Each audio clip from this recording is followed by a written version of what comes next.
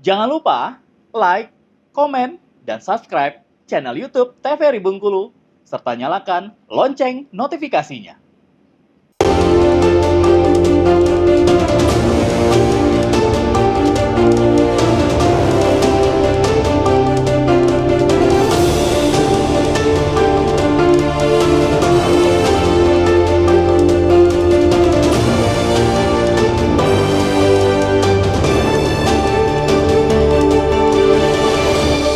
Ya, pemirsa, ada kembali bersama kami tentunya masih kita bahas di seputar dengan bahaya media sosial bagi para anak.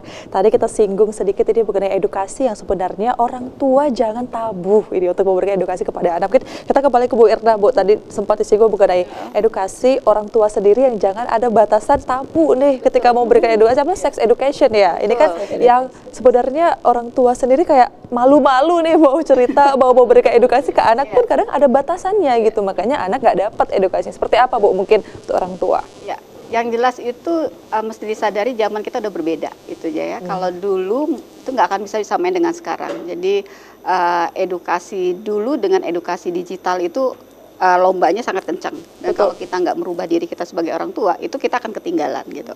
Nah, saya bilang kenapa orang tua tuh tidak boleh membatasi tabu dalam topik apapun ya. Termasuk misalnya bicara tentang seksualitas kayak gitu. Betul. Karena disitulah anak-anak itu kadang kalau sudah membentengi kata jangan, nggak boleh, nggak sopan, tidak baik, itu anak kemudian akan merasa dirinya bahwa oh itu hal yang tidak baik, tapi tidak baiknya bukan berarti dia kemudian berperilaku baik gitu ya, tetapi dia akan mencari informasi. Ini nanya-nanya sendiri kan di otaknya ya, Bu ya. Gitu. Nah, sebenarnya tabu itu bukan berarti kita secara vulgar ya ngomongin ya, tapi bicaranya adalah ketika kita melakukan ini dampaknya seperti ini gitu ya. Ketika misalnya kamu melakukan hubungan seksual misalnya kan, nanti kamu bisa hamil. Nah, ketika hamil kamu akan punya anak kayak gitu kan. Nah, kalau saya sih selalu bilang kan, kalau mama sih ya bisa aja, sudah selesai kamu nikah, kamu dengan suami kamu, tapi mau jadi apa gitu kan, anakmu mau seperti apa.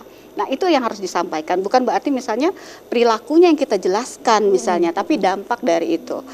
Kita juga bicara misalnya tentang perkembangan anak gitu ya, mungkin karena basis kita gitu ya, yang memang paham itu, tapi sebenarnya orang tua juga harus mulai ya, jadi pemirsa TVRI juga harus belajar nih sebagai orang tua gitu ya, bicara tentang perkembangan fisik si anak kayak gitu, bagaimana mestinya di usia remaja perubahan-perubahan hormon gitu ya, dia mulai tertarik dengan lawan jenis seperti itu. Nah, itu memang harus didiskusikan dengan anak-anak, termasuk hal-hal lain, misalnya hal-hal lain melakukan bullying gitu ya. Itu juga tuh banyak tuh di media sosial kan. Kita bicara biasanya kasus, kalau kamu seneng nggak misalnya diperlakukan seperti ini, oh nggak seneng mama gitu kan, kalau begitu jangan kita lakukan kepada orang lain, atau kita ambil contoh, kita diskusikan, menurutmu seperti ini bagus atau tidak kayak gitu. Nah, jadi kasus-kasus seperti itu yang kemudian membuat anak itu berpikir oh ya tidak dilakukan, ataupun dia akhirnya bisa menegur temannya gitu ya. Betul. Untuk tidak melakukan hal yang bullying seperti itu gitu, atau hal-hal yang kalau sekarang ini dengan kemajuan teknologi itu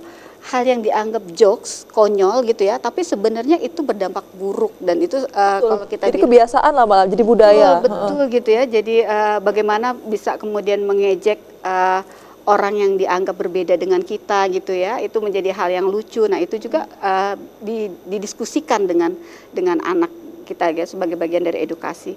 Nah, saya bilang hal-hal tabu itu nggak mesti melulu tentang seksualitas ya. Misalnya hal tabu itu bicara tentang kriminal ya, bicara tentang karakter orang. Nah, itu tuh juga harus kemudian kita bicarakan secara nyaman dan aman. Nah, nyaman dan aman itu dalam artian ya nyaman, anak bisa bercerita, dan aman bahwa apapun yang diceritakan itu nggak jadi senjata untuk dia gitu. Betul. Kan. Nah, kadang-kadang ini ada, saya lihat nih ada orang tua ketika anaknya cerita tuh, kan sudah mama bilang kamu nyalahkan duluan anaknya. Ini akibatnya kamu ketika melakukan ini. Nah, itu yang kemudian anak tidak merasa menjadi aman gitu, dia bercerita, nanti kalau aku cerita dengan mamaku kalau ada hal apa-apa misalnya dengan orang tuaku, ya aku akan disalahkan. Nah, jadi memang memberikan ruang edukasi yang nyaman dan aman untuk anak itu ya mulai dari rumah, dari orang tua sih. Iya, betul. Saya sepakat juga Bu dengan nyaman dan aman dari Bu Aidul ya. Tapi Bu Aidul nih, kalau kita lihat tadi Bu Irna juga menyampaikan bahwasannya apa yang sebenarnya menyebabkan mungkin saat ini banyak kekerasan atau kasus pembunuhan juga tidak jarang kita temukan karena penggunaan media sosial tadi, karena sebenarnya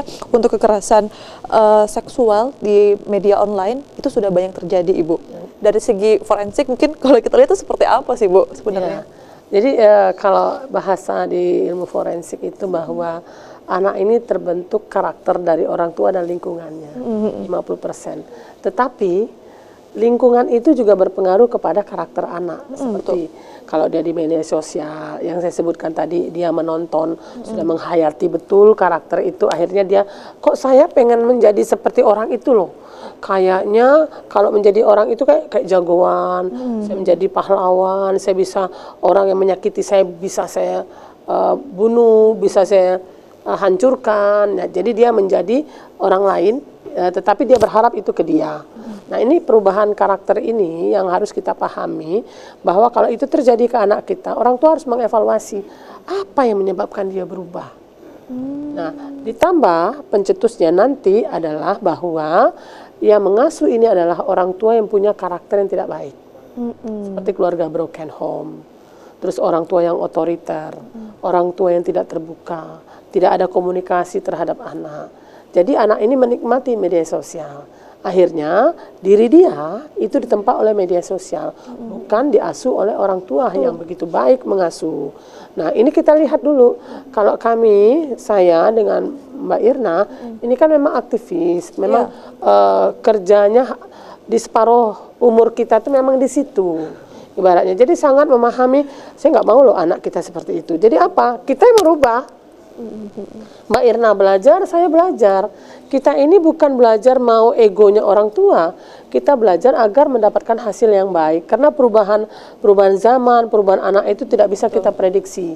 Makanya orang tua tidak boleh egois, dia harus belajar bagaimana memahami anak. Karena anak ini ada perubahan yang mempengaruhinya, yaitu media sosial, pergaulannya, karakter dia, keinginan dia, role modelnya. Apakah ketemu role modelnya di rumah?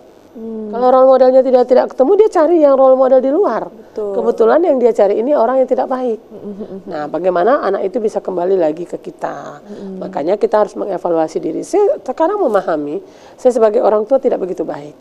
Makanya saya pengen belajar menjadi orang tua yang baik. Wah, saya sepakat, Ibu, dengan kalimat bahwa saya bukan hanya orang tua yang mengajarkan, tapi orang tua juga harus menerima bahwa kita juga harus selalu belajar ya, untuk nantinya memberikan banyak lagi hal-hal yang kita ajari untuk ke anak-anak ya, Ibu ya. Tapi kalau melihat dari sisi media sosial, sebenarnya anak-anak ini kenapa dia pada akhirnya kecanduan ke media sosial? Karena dia merasa di media sosial ini dia lebih diterima nih, Bu. Ada seperti itu, banyak anak-anak kasus seperti itu, tapi kita bahasnya mungkin setelah yang satu ini, Ibu ya. Jangan kemana-mana, pemirsa, tetaplah bersama kami tentunya di Merendong.